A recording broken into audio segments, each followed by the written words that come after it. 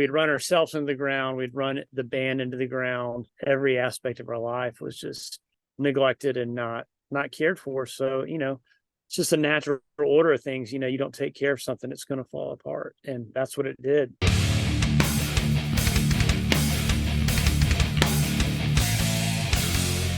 No sleep for the wicked, no coffee for the restless. It's Keefy That's from right. Ghost Cult Mag. For sure. I am so stoked to see my old friend Josh from Rail Thunder. Man, how are you? Great, man. Happy to be alive. Happy to be able to play my guitar, and yeah, doing great. I'm so thrilled. It's been a global psychotic break for everybody the last bunch of years, and it's been a few years, at least 3 to 4 since we've seen each other or, Yeah. done one of these. And there was a lot of stuff going on in the in-between times between records, lineup changes, personal grief and strife and issues. I'm reading through in the album and the lyrics and the presser and all. I appreciate all the content ahead of time. Is like, this is a real sort of humbling good moment for the band, which you haven't always had. Yeah, it's been a wild ride, man. I mean, to say the least. I would say that I don't know. I mean, you kind of have to go through shit to get to where you need to go. I mean, how would you ever learn otherwise? So yeah, it's been a crazy handful of years to say the least, but it's also been a good thing. For sure. And I always tell people, it's like, bands don't live encased in amber in between records. You have to have life happen to you, so you have something to talk about, something to riff about, something to express yourself with. Yeah, So, for sure. I think it's important to like let bands live and be. And if this band, I would have been devastated if this band ceased to be, but I want you guys to be healthy and happy and alive. So I'm glad there's a space where the band is carrying on and better than ever, possibly, but also y'all are okay. Because like, I Yeah. don't want to lose one more rock soldier, to poorly Yeah. quote Ace Frehley. We've lost a lot of people the last few years. We're losing people all the time. Our heroes are leaving us. Yeah. Iron Sheik died yesterday as we're recording this. Like, a little piece of my childhood just dissolved Yeah. into the ether. Like, I was like, God damn. Like, all right, nobody lives forever, man. Your family, heroes, whatever. But like, man, I don't want to imagine a life without that guy. It's like when George Yeah. Carlin died, or Randy Rhoads. It's like, man, we lost a great. Yeah. So I'm glad y'all are still standing. It seems like this is very triumphant, firm on the ground. Like, hey, we've seen some shit, and now we're Yeah. okay. And we need more of that messaging, because a lot of people are not okay. Yeah. And For sure. I know Mel is not here to speak for herself, Melanie, but having talked to her at length many times, and just in general been a follower, you know always been a heart on the sleeve type of person, Yeah. and it comes through maybe stronger than ever here. Like, no, not even a lot of metaphors, like Yeah. For a sure. lot of to the surface stuff that I think there's a unique lyric performance on this record, and there's a unique vocal performance on this record. I think a level we haven't seen before from her. Absolutely. I agree with you 100%. I don't necessarily need you to repeat the beats of the last few years, but I do have a couple of questions just about the in between time. And this first one, is the maybe the curiosity one, which is Yeah. for me, which is like, did you think there was a period of time that the band was done or not coming back, or you were not able to carry on? Oh, it was definitely done. I mean, it wasn't even a question of if. It was like just, everything, all the wind had been knocked out of the sails. I mean, it was just like, with something like this, it's like with when you're on the right path, like I feel like, doors open up for you, and it's not an uphill battle when you're on the right path. And it just, man, the wheels had fallen off.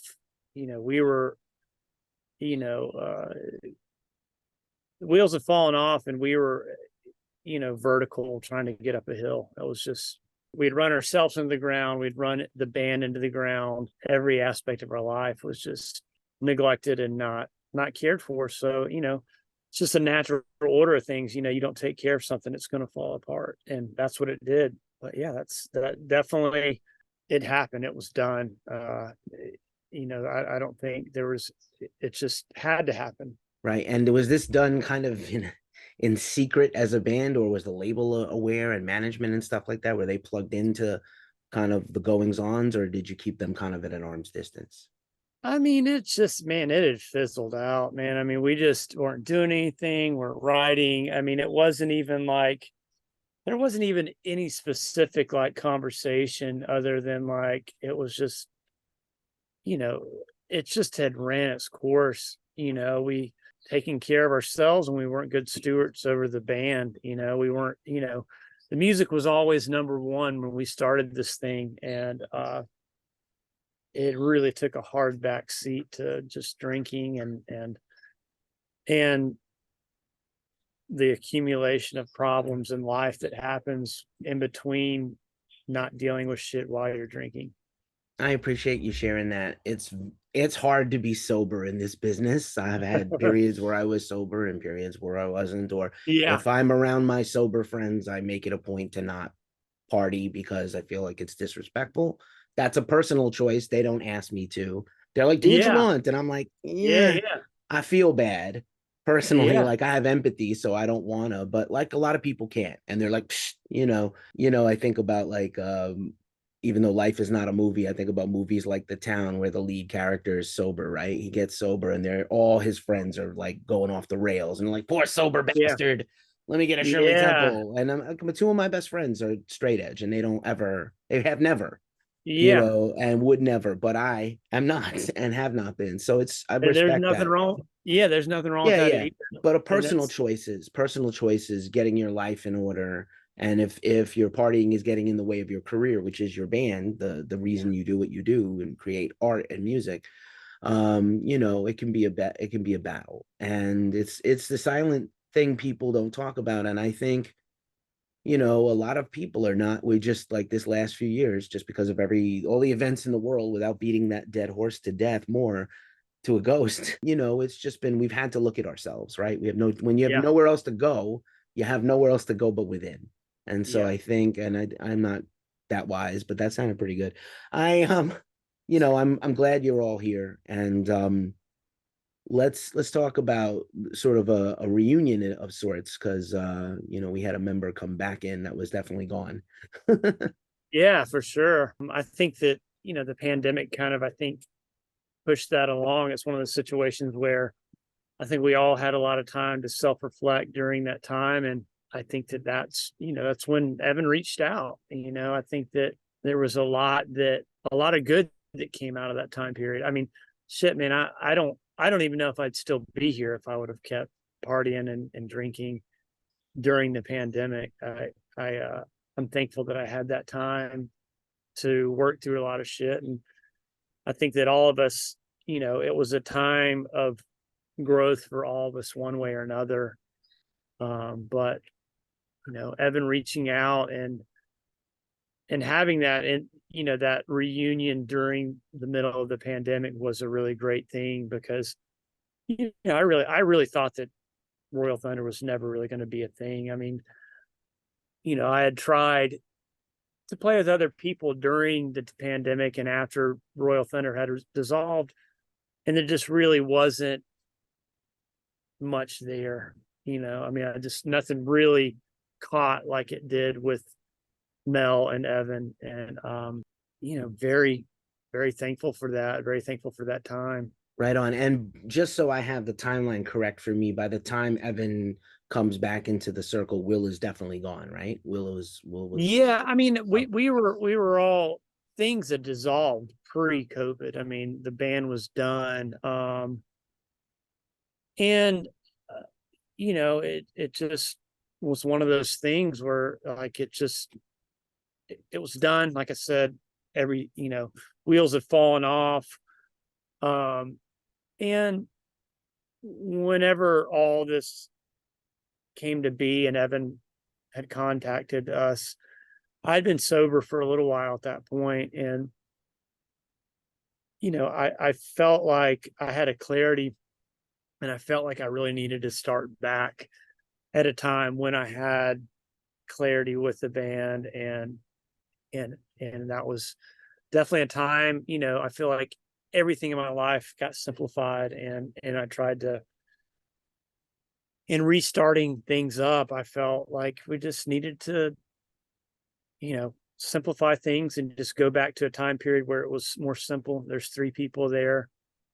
There's nothing, there's never any ill will or anything like that, or bad blood between any of us. It was just, we just, I still love Will, and it just was one of those things where we just had to, like, felt like the band just needed to have a fresh start, and this is where we're at. Right on. Yeah, Will's fantastic, and I'm rooting Oh yeah. for him personally and whatever else endeavors he Hell yeah. carries on with. And so you guys reconnect, you start trading music during the can't get together in person time. And now we have Rebuilding the Mountain, just a statement record for yourselves as well as to everyone else. You got to sit with it. I think it's definitely, I mean, some of it is very immediate and some of the tracks are growers and just kind of Yeah. on repeat listens, they start to really settle in. And Yeah. like I said, without kind of breaking the whole record down, just, did you coming back together? I'm sure it was like sort of shades of earlier in the band. Ghost Cult, by the way, I personally, my career kind of parallels Royal Thunder from the demo and the EP, but Yeah. our first one of our first reviews was CVI. Like, so like Yeah. actually as a magazine for episode issue 1, I wasn't even part of the company. And then I kind of Yeah. came in, and we've continued to, I hope support you as hard as we can the whole way. But this record is definitely a testament, for sure, not of just this time and coming through it, but what's possible. I love that there's like a hopefulness in it. Yeah. There's darkness in all our lives because it's part of life, the human Yeah. condition. But there's a For lot of sure. hopefulness, not just lyrically or vocally, but like the music has a Yeah. triumph to it that Yeah. really captured me. Awesome, man. I appreciate that. I think that all of that, like, I think any record we've ever done in the past, and this is same thing as, like, we never, you know, anytime, even when we do a demo, or there's, I don't, I generally don't know what Mel's singing about when we're demoing, and I don't even really know, like, I don't, like, I'm not sitting there thinking, like, okay, like, this is going to be a triumph record, or this is going to be a sad record, or, um, it's just really where we're at, and it's just really, I'm thankful, like, that was killing us not having that outlet. It's like, it's probably one of the most, like, raw forms of just putting emotion into, like, into the guitar, into the drums, into the bass, into the vocals. And, it's just, it's like when you're in it, you don't see it, and you don't even know how it's going to turn out when you're in the studio. And then once it's done and the artwork's done and you kind of hear it and step back and look at it, it's like, damn, okay, well, that's what has been happening the whole time. I just really wasn't able to step back and, be able to observe that, the final product. Well, it's cool to see the final product and go, oh shit, this is what this record was about. This is what I was going through. Is it hard to listen back to it now, or are you still good? Are you good with it It's not where it hard to is? listen back to it, man. Shit, I'm one of those people that, like, once the record's done, I don't even listen to it. Like, I just don't. Like, I sometimes I'll listen to reference points and songs, like, if I haven't played a song in a while, I'll listen back to it to try to remember what I was doing on something. But, you know, it's coming out the 16th, and I'll probably get the vinyl, put it on the record player, spin it, and that'll be it for years, unless I just happen to hear it out and about. But yeah, it's not that it's hard for me to listen to. I don't know why. I just don't listen to it.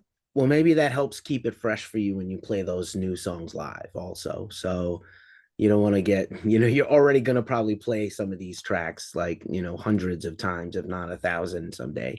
So I think some of Yeah, these for are sure. And easily some of these are the best tracks in the band's career somehow. yeah, and somehow they'll even be different live than they are from the record, just because we don't. I don't know. I mean, I think that even a lot of the old tracks that we play, I don't think we've any tour. I don't know if we've ever played the tracks that we've been playing for years the same twice. So yeah, that it definitely keeps it fresh, I believe. All right. You got a doggo. I'm always happy to have the pets in the video, Oh mostly. yeah, Mostly. My producer and editor will be laughing at that comment. Yeah, man, it's such a deep record, and I was very thankful to have the lyric sheet and stuff. And obviously, I don't expect you to speak for Mel. It is a very, like I said, it's a raw album. They all are. yeah, But one thing I will say to just continue the Mel superlatives is I think there in the past for the band there have been songs all the range of emotions and vocals show through, but I think this is the album where within a verse, within a line, Mel is shifting like range and yeah, even like timbre and things that like most singers don't do. I try to tell people, I used to have a background as a singer, and I was like, most people, there's like three notes that everybody goes to and the octave, and that's it. And they don't do yeah, much else. yeah, for And sure. and for metal, it's always, we always have the half step interval, the doom triad Yeah, and stuff like that, the devil's chord and stuff. But Mel, besides being just so talented, I really feel like this is the record where her performance, like I said, within a verse, within a line, is yeah. all these different things that I don't think they used to exist in parts, and now they're whenever. And I think that's like a superpower. I'm sure she had it and I didn't know. Yeah. I think that we like the general record is like I think a lot of things got simplified in our lives, and it also I think that having a clear head and dialing in actual tones for the record in our instruments, like I feel like as musicians we're able to like write a song and get an idea across and a feeling in a much quicker way. And Mel's voice is another part of that equation that like, it's some of the songs are very short and right to the point, and her voice, each instrument really adds, and especially her voice, like to those parts. And Mel, she is an incredible singer, and she, I think in many ways, like we've like been able to like draw back and have a little bit less is more. And at the same time, like in that regard, you can, in those parameters in a short song, there's so much that can happen within that time period, and I'm really thankful that I think that we really captured a lot of that in the songs with their vocals, like you said, from line to line, it can, it changes and flows. And I'm really proud of how it all turned out. Right on. And by the way, speaking of short, it's not a shorter record, but the songs seem a little more compact and Yeah. economical, even. Or, Yeah. I know live. I've been lucky to see you so many times live. I love that you guys, like you alluded to earlier, they change live. You jam them Yeah. out sometimes. I've seen Yeah. you guys do like a 10-minute version of a song, Yeah. but I feel like this album, did it call have it like was it a conscious decision, we're gonna write like tighter songs and cut the fat, if there's not that there is any, but we're gonna just keep them compact, or did it just naturally happen that way? It naturally happened that way. I feel like in the past we had written very long songs, and, and, um, and I feel like I said, I feel like you play so long over the years that like you really kind of are able to get to the point quicker or figure out like it just naturally things have trimmed down, because I don't feel like we have to like build a song for like 5 to 7 minutes to get to a point, um and not to say we won't ever have like a long song, or we won't play a long song live, because I mean I think that there's a time and place for everything. But I think in this season in our life, like I think it's just I don't know. I think it was very raw, to the point, short and sweet. And I'm pretty happy with the way it turned out. Right on. I wanna give you some flowers now. Because I can't shut up about Mel, so I have to shut myself up. But you guys have always been riff machines, and the songs are always, started out with like a heaviness at the time. And I think the band has evolved obviously and grown musically over the years. But you personally, like what I really appreciate about you and what I feel like you bring special to you to this band is the layers of guitar and different interwoven motifs and things that I think you hear them like on a repeat. You may not catch it the first time through because you're listening to the whole song and you're hearing the lyrics and melt. But like when you go back, when I go back, and I think when fans go back, they will hear these beautiful, like almost cinematic parts. Yeah. And I know it's like part of your makeup to play that way. Um, you know, just when you go to pick up a guitar or you turn in a, hey, this is an idea I'm working on, like do you hear the whole song in your head or you build it in the studio when you're tracking? I mean, I generally build an idea, like I'll have a riff or something, and I'll just build off of that. Like, and everybody will kind of add their parts, and we kind of add dynamics. I mean, I think I've always loved songs that like really take you on a journey, and tell a story. I don't sing, so like I feel like for me it was always like, okay, I want to create a feeling, or a I want to naturally, I think I just want to hear a story within music, and like, and um and I guess it does, there is like I guess cinematic quality at times, because I do want the songwriting to tell something, to evoke an emotion, or and not even, like I said, I don't sit down and go, I want to evoke this emotion today. It's just, it happens. I think uh I remember, I think the first band that I really recognized songwriting was, uh I think it was, I can't even remember. It may have been Repeater from Fugazi, and just how amazing the songwriting is that on that album. But structures and songwriting has always fascinated me, and I think I've always just tried to, like I said, just tell a story with the music. So yeah. Right on. Appreciate that.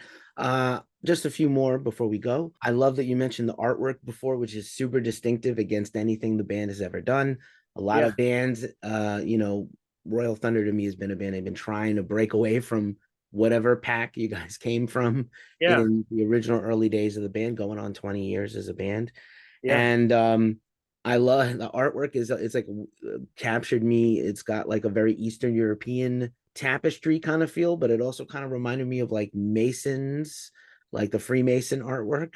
Yeah. They're like propaganda, which Yeah. also kind of go back to the early days of the band.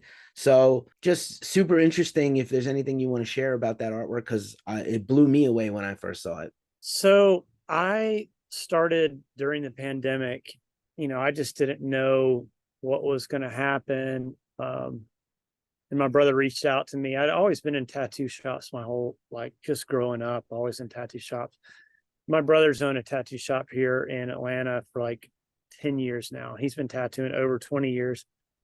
So he asked me, basically if I would like to learn how to tattoo. And I said, yeah, fuck it. Definitely. Let's do it. And when I was younger, I used to draw a lot, and I used to create art, and it was an outlet, that took a back seat to music, because music very quickly became like everything to me.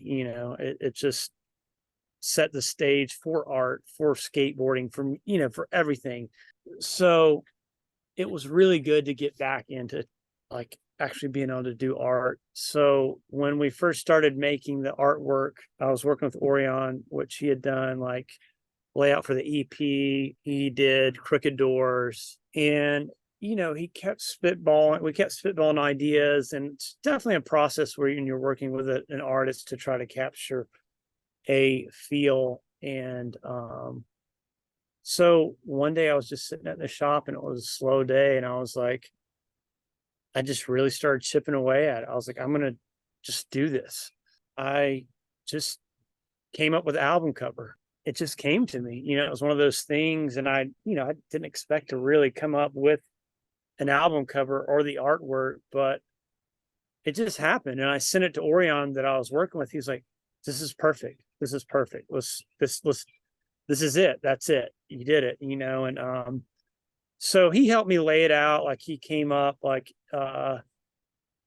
you know, with the font for the actual Royal Thunder, and he helped with like the motif and feel. He designed the inside, so we worked together really to get this artwork done, and it was really an awesome process. And you know it was great. It was really cool to have that experience and be able to create that, and work alongside my buddy Orion to get that done. That's amazing. What's your brother's shop? Let's tag it in this interview, man. Let's give some It's love. Kingdom Tattoo. Okay. Yeah. We'll look it up and we'll link it all as Hell we yeah. always do. Just again, just personally and on behalf of I know Ghost Cult, whenever we post something about the band, when we posted the single, The Knife, people were like, what? So, thank you for Yeah, man. battling through and making it to this, making it back to us and to each other. And I wish you the best of luck and success always. And I hope to see you out on the road. But thank you for this record. Rebuilding the Mountain is coming out from Spine Farm Records June 16th. This interview will probably run after, but once again, it's always just a gift to chat with you and chop it up with you about art and music. And Oh yeah.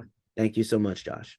Yeah, man. Thank you. Thank you for listening. And I mean, shit, if it wasn't for people like you that enjoyed the music, I mean, we wouldn't be having this conversation. So, it's always nice that that you enjoy it and get something out of it. So thank you for listening, and thanks for your time.